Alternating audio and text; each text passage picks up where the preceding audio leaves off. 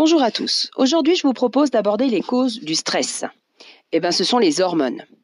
Naturelles, elles sont sécrétées par le corps face à une situation vécue comme une menace. C'est un danger, une menace. Les causes sont uniques, elles dépendent de la perception de chacun face aux besoins de contrôle, face à l'imprévisibilité, la nouveauté ou l'ego de chaque personne, ce qu'on appelle aussi le ciné. Vous voulez y voir plus clair? Suivez-moi. De la peur à l'angoisse, il est question de l'évolution du niveau de stress, de sécrétion d'hormones et notre manière de réagir à une situation. Comme vous le voyez, c'est gradué de la peur à l'angoisse. Commençons par la peur. La peur, c'est une émotion indispensable face à un danger ou une menace.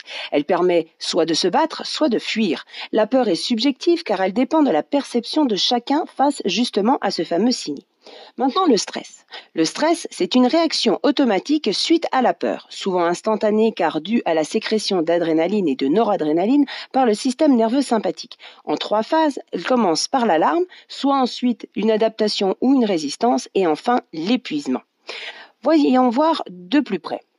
L'alarme se manifeste par une accélération du rythme cardiaque, une respiration courte et rapide, une sensation d'oppression, de la transpiration, des pupilles qui se dilatent. 3 origines à cette alarme, soit un danger, une menace, donc réelle, ou alors une perception, une interprétation, donc imaginaire ou toute relative. La deuxième phase, c'est l'adaptation ou la résistance. L'adaptation, comme elle porte son nom, c'est un retour à la normale. Pour la résistance, la personne se met en mode sur-régime.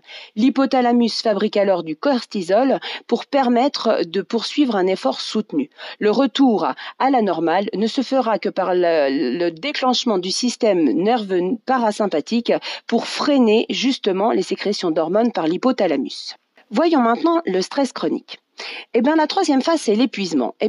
L'épuisement s'installe de manière durable. Le cerveau est bombardé d'hormones de stress, donc de cortisol.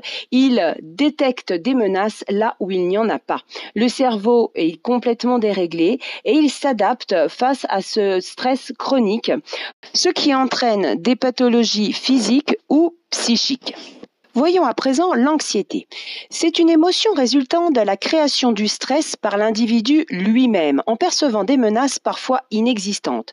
L'individu se met en alarme pour 3 types de situations.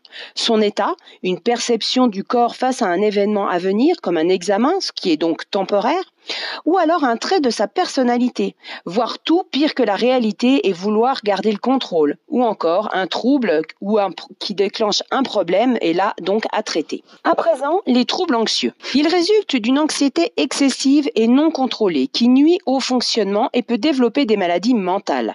La personne est alors en détresse et nécessite une prise en charge médicale. Face donc à ces troubles anxieux, on va retrouver les phobies, les troubles d'anxiété sociale, les troubles d'anxiété généralisée ou encore de l'anxiété de performance. Voyons à présent l'angoisse.